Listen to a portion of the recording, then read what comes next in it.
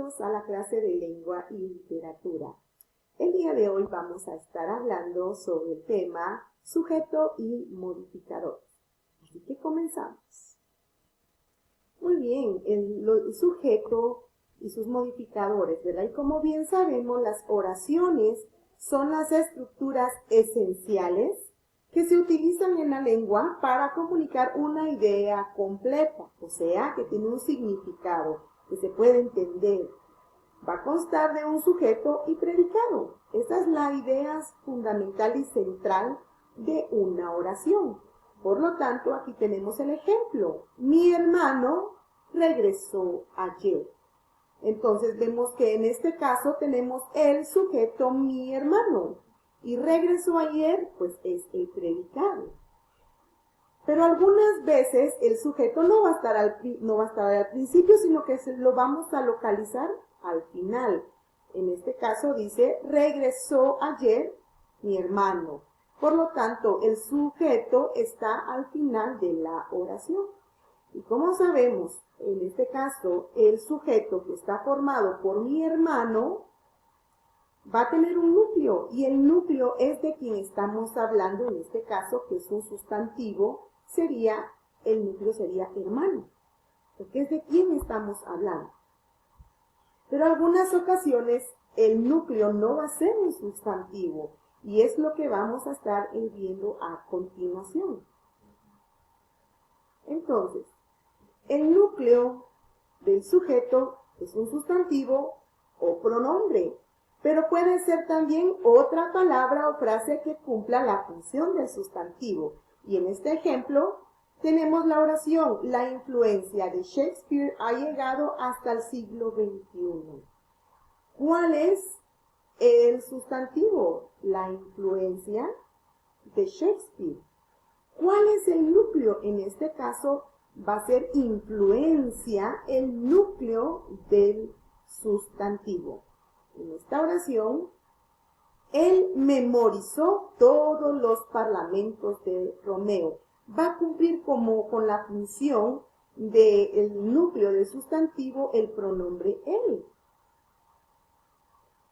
Luego tenemos en este caso tenemos esta oración que es curiosa. ¿Por qué? Porque no vamos a tener un sustantivo como el núcleo de mi sujeto, sino que va a ser un verbo. ¿Por qué? Porque va a cumplir con esa función, porque está en infinitivo y dice el escribir.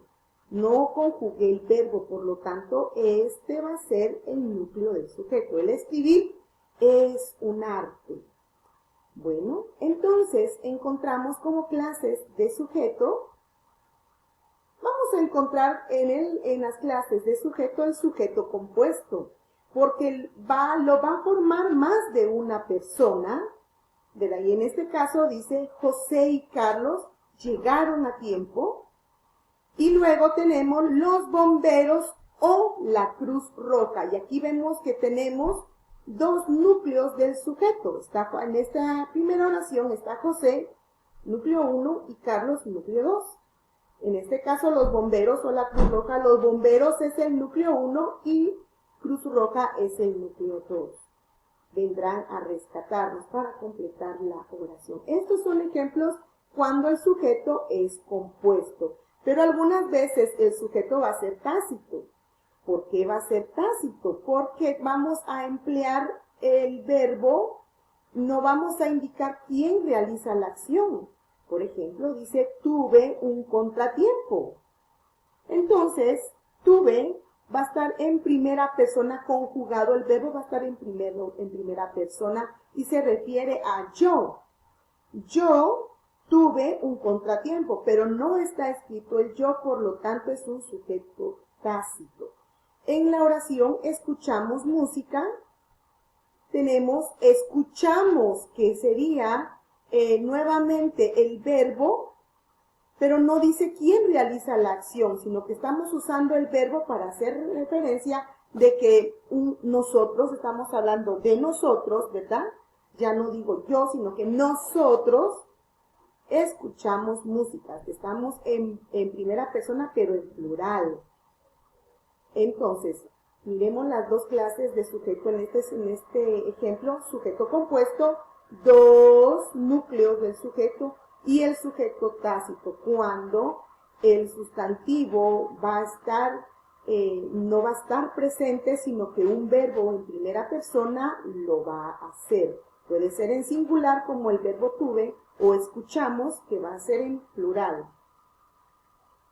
Entonces vamos a encontrar que hay oraciones impersonales. Las oraciones impersonales son aquellas que no tienen un sujeto expreso ni tácito. O sea que no vamos a encontrar un verbo en primera persona que cumpla con esta función, sino que más que todo se va a referir a la naturaleza impersonal de verbo, en este sentido. Y vemos que se trata de verbos que se refieren a fenómenos meteorológicos, por ejemplo, llover, nevar, amanecer, anochecer, etc.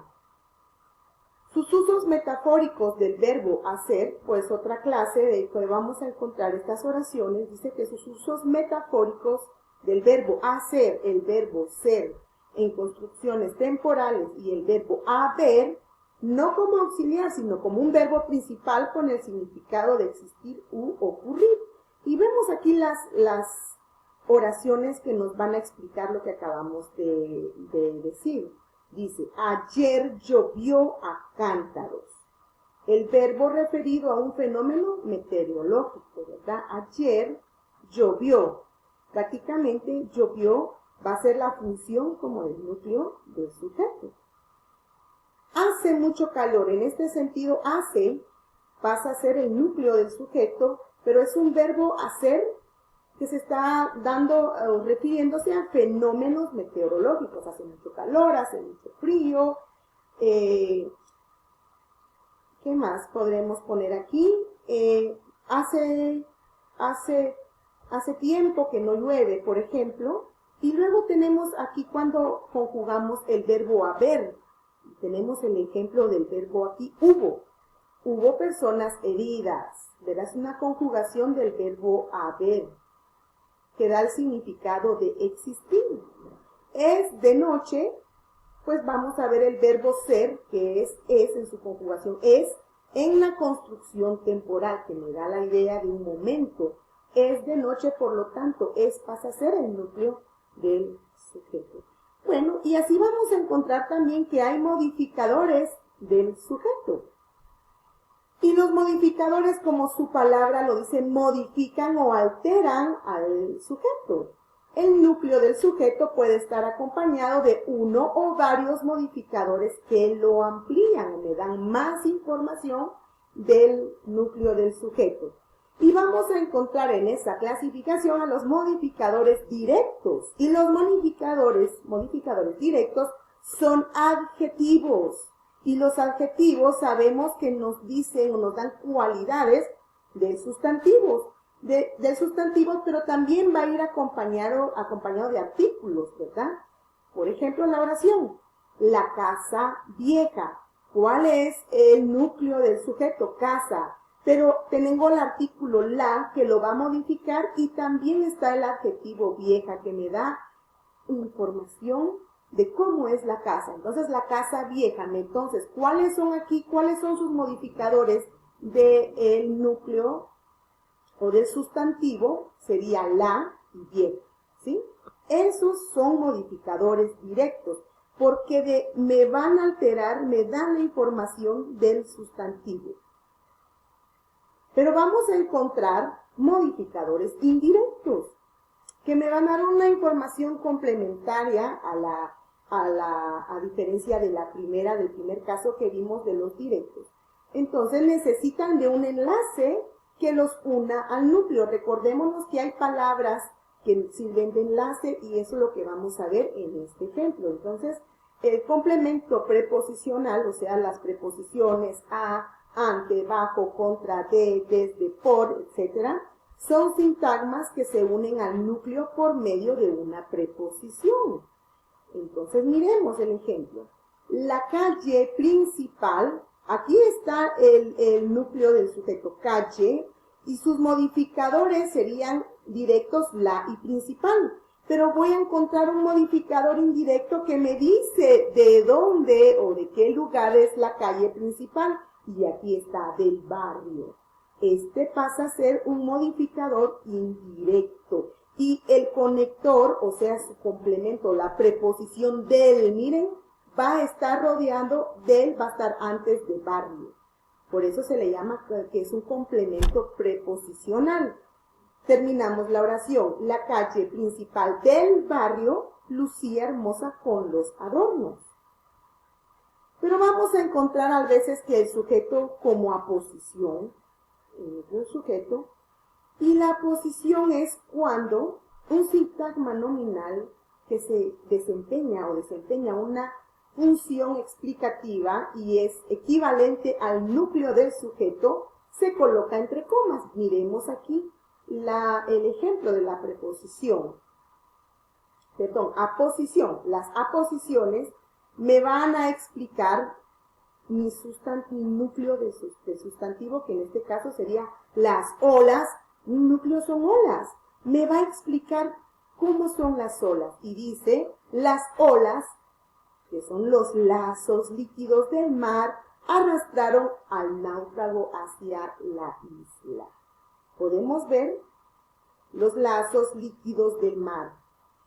¿Sí? Nos está explicando, nos está dando información muy explícita de cómo son las olas. Y la cualidad de las aposiciones es de que van a quedar entre las comas. Me dice la información cómo son las olas. Pero entonces encontramos una construcción comparativa del sujeto. Y la construcción comparativa establece una comparación, como su nombre lo dice, ya sea de similitud, o sea que se parezcan, de igualdad o diferencia entre el núcleo del sujeto y un elemento equivalente. Por ejemplo, la tormenta, como un rugido del cielo, despertó a todos. ¿Cuál es la diferencia entre la posición que vimos anteriormente? Que la posición no utiliza el enlace como. Si me dice una vez los lazos líquidos del mar en el caso de las olas, ¿sí? Pero la construcción comparativa va a utilizar el enlace como, ¿verdad? Como la tormenta, como un rugido del cielo despertó a todos. Entonces, tengamos claro que la construcción comparativa va a utilizar, va a hacer comparaciones. En cambio, la aposición de una vez me dice que cómo son las olas, los lazos líquidos del mar. Aposición no utiliza comparaciones, en cambio la construcción comparativa sí. Muy bien, esto es todo por el día de hoy, ¿verdad? Y vamos a estar resolviendo ejercicios que vamos a encontrar en la página 117. Así que esto es el día de hoy, así que fue un gusto haber estado compartiendo con ustedes este momento. Hasta la próxima.